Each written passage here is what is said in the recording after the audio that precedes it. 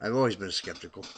Anyhow, not just about the Dandy House, but anything haunting. You know, it's kind of it's hard to believe. I'm sorry.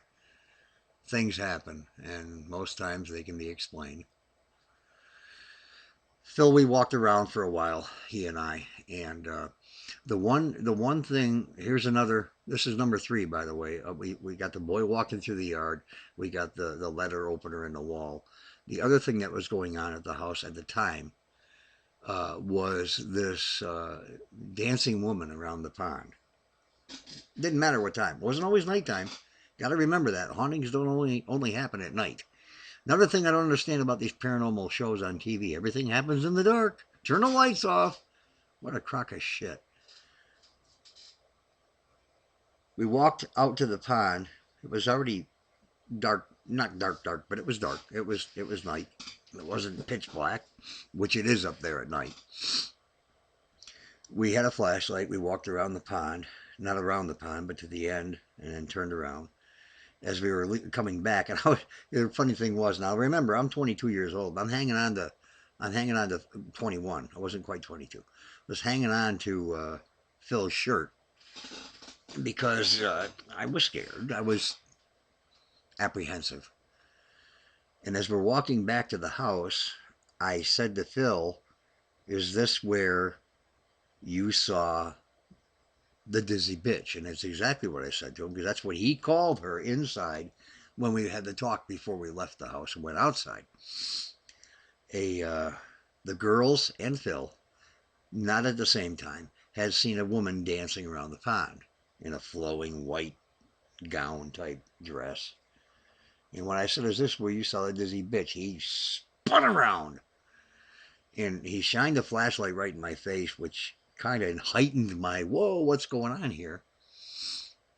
He said, "I didn't ask to see the goddamn woman," or something to that effect. He turned around. I'm still hanging onto his shirt. Actually, I let go and hung on again. And we got back to the backside of the house, and I thought we were going to go inside, but he kept walking, so I followed him out. We went out and checked on Gordon, Clara's brother, who was still standing vigil at the driveway. And we talked to him for a minute. And while we were walking, Phil had said, "Do you feel these cold spots?" As we're walking by down into a little dip to go by the pond and stuff. And I'm thinking, yeah, I think you feel cold spots out in the country when there's water around and stuff. And I thought, that's no, what's that, a ghost? Okay, sure.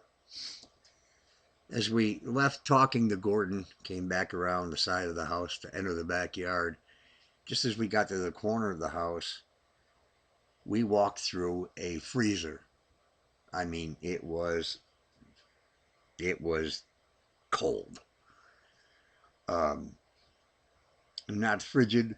I would say it was. Right now it's winter time. It's 15 degrees outside. It wasn't that cold, but it couldn't have been more than 40.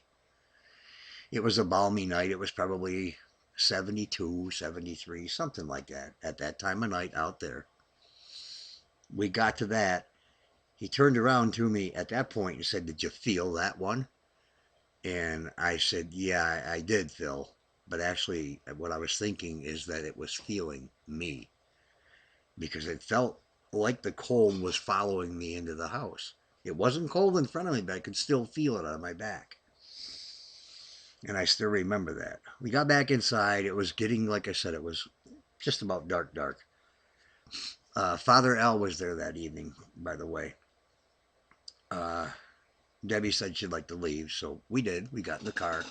Now, our car was in tip top running condition. Mechanically, it was as sound as a dollar. And we said our goodbyes, got in the car, backed out, going down McMahon Road. It was dark. And up there's no street lights. There's no houses on the road. The only house you'll see after leaving the Dandy House is when you get to the bottom of McMahon Road, which connects to Wagner Hill. There's a house on the hill. Um, we got to.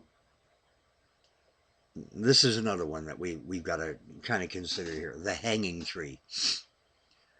Rumor has it that a woman was hung in the tree. A pregnant woman was hung in the tree. She was hung because she was pregnant out of wedlock. Did they do that back in the late 1800s, early 19? I'm not going to research it because it's just part of the story. People have taken pictures of this tree, which since then had been knocked over by a hell of a windstorm. Beautiful tree too. Got a few pictures of it. It's a gorgeous tree. As we got to this tree, this is something Clara had mentioned to us in the house too, that a lot of people have mechanical problems when they come up the road or when they come up to the house. Matter of fact, something that just hit me now that isn't even in my book is I remember there was a car still on Wagner Hill Road parked by the side of the road, but whatever reason, who knows. When we got to the tree, the car stalled. Just stalled. Just stopped running. No headlights.